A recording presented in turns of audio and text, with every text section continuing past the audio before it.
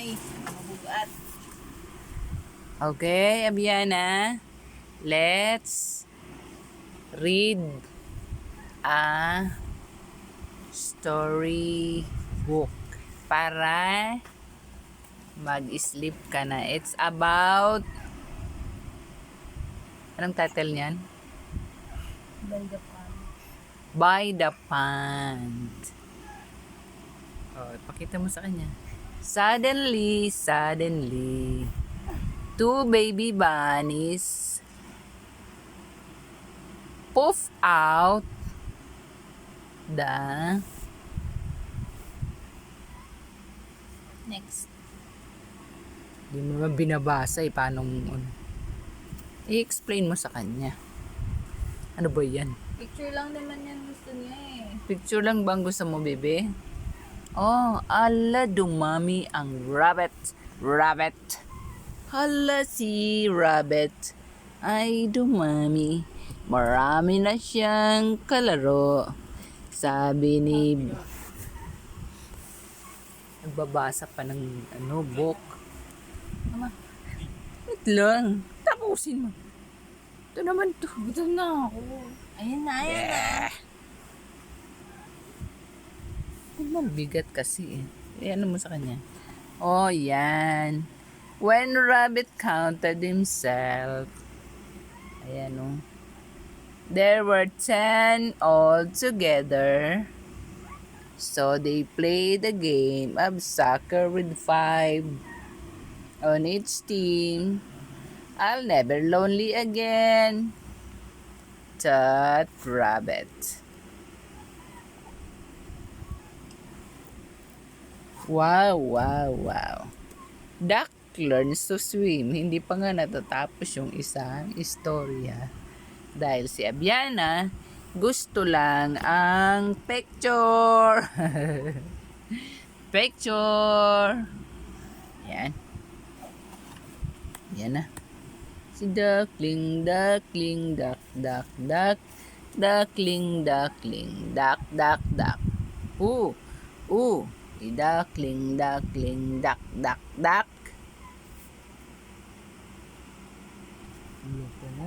Bilis. Oh no. What it is? Ang bigat. Kaka naman si Abiana sa'yo. Wala pa 3 minutes. Bigat. Oops. Wow. Crack!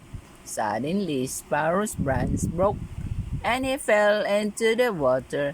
Help! He cried. I can't swim.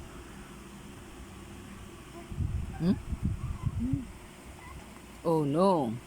Duck reached his friend and lifted him onto his back. Do you know you've been swimming? Explained Sparrow. So I have a quack duck happy looks like I've learned to swim after all. Oh. And that's the end. By the Pond.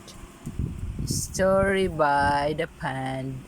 And by the Pond, create a friendship with the rabbits and the duck. Ayun na ang mami mo, tumakas na. Yan o, look at the pan, and look at the book. Ano na ang nangyari? Ang bigat kasi ng book. Bibi. Like it? You like the story? Do you like the story of this book? It's about the rabbit. Happy day. And now, with his friend. And now, another story with what? With, ang bigat kasi bibi nitong book. Oy, ang siyadong bigat. With the duck learns to swim. You know this?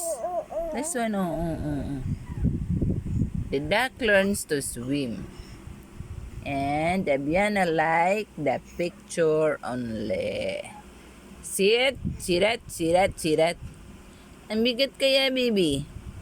Oh, si the duckling duck na ayaw mag-swim dahil hindi daw siya marunong. And what happened is this. The friend say, you can swim. You have feather. You can swim. You have a big foot. You can see.